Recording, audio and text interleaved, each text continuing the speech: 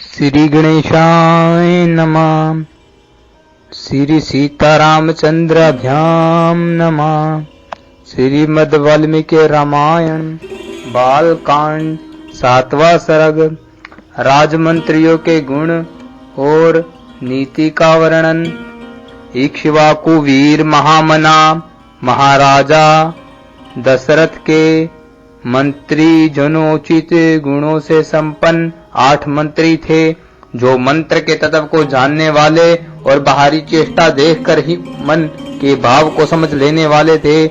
वे सदा ही राजा के प्रिय एवं हित में लगे रहते थे, इसलिए उनका यश बहुत फैला हुआ था। वे सभी शुद्ध आचार विचार से युक्त थे और राज्य के कार्यों में निरंतर संलग्न रहते थे। उनके नाम इस प्रकार है: दृष्टि, जयंत, विजय, सुराष्ट्र, राष्ट्रवर्धन, अकोप, धर्मपाल और 8वें सुमंत्र, जो अर्थशास्त्र के ज्ञाता थे।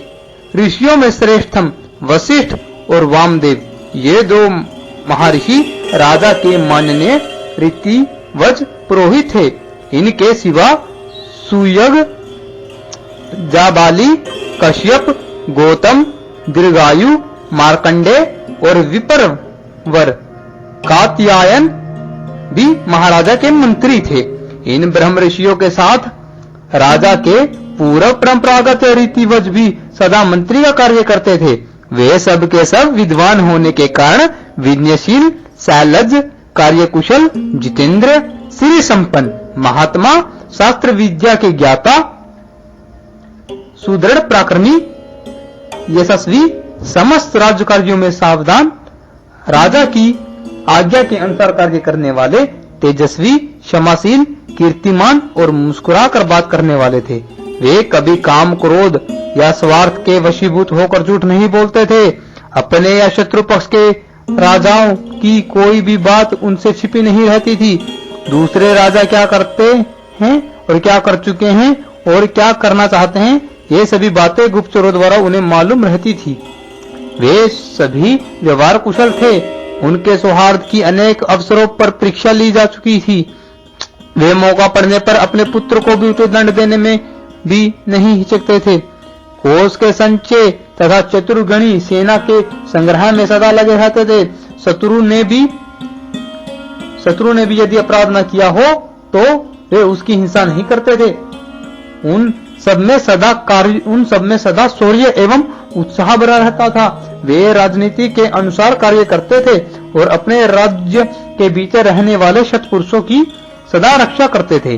ब्राह्मणों और अक्षत्रियों को कष्ट न पहुंचाकर न्यायोचित धन से राजा का खजाना भरते थे। वे अपराधी पुरुष के बलाबल को देखकर उसके प्रति तीक्ष्ण अथवा मृदु दंड का प्रयोग करते थे।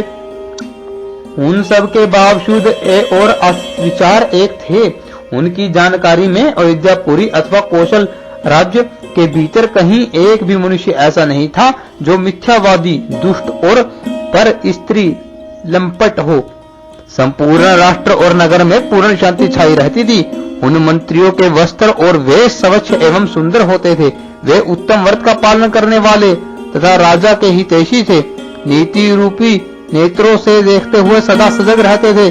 अपने गुणों के कारण वे सभी मंत्री गुरु तुल्य समादरणीय राजा के अनुग्रह पात्र थे। अपने पराक्रमों के कारण उनकी सर्वत्र ख्याति थी। विदेशों में भी सभी लोग उन्हें जानते थे। वे सभी बातों में बुद्धि द्वारा भली भांति विचार करके किसी निश्चय पर पहुंचते थे। समस्त देशों और कालों में वे गुणवान ही सिद्ध होते थे, गुणहीन नहीं। संधि और विग्रह के उपयोग और अवसर का उन्हें अच्छी तरह ज्ञान था। वे स्वभाव से ही संपत्तिशाली, देवी संपत्ति से युक्त थे। उनमें राज्य के मंत्राण को गुप्त रखने की पूर्ण शक्ति थी। वे सूक्ष्म विषय का विचार करने में कुशल थे। नीति शास्त्र में उनकी विशेष जानकारी थी तथा वे सदा ही प्रिय लगने वाली बातें बोलते थे। ऐसे गुणवान मंत्रियों के साथ रहकर निष्पाप राजा दशरथ उस भूमंडल का शासन करते थे। वे गुप्तचरों के द्वारा अपने और शत्रु राज्य के वृत्तांतों पर दृष्टि रखते थे, प्रजा का धर्म पूर्वक पालन करते थे तथा प्रजा पालन करते हुए अधर्म से दूर ही रहते थे।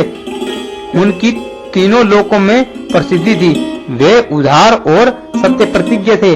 पूरा सिंह राजा दशरथ अयोध्या में ही रहकर इस पृथ्वी का शासन करते थे।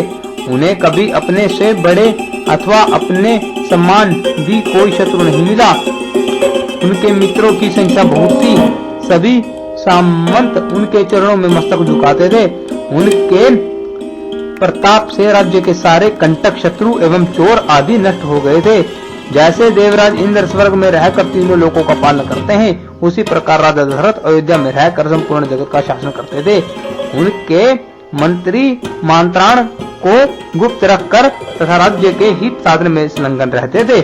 वे राजा के प्रति अनुरुक्त, कार्यकुशल और शक्तिशाली थे।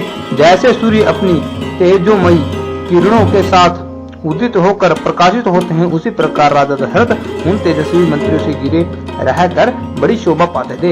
इस प्रकार श्री वाल्मीकि निर्मित आर्ष रामायण आदि काव्य के बालकांड में 7वां सर्ग पूरा हुआ।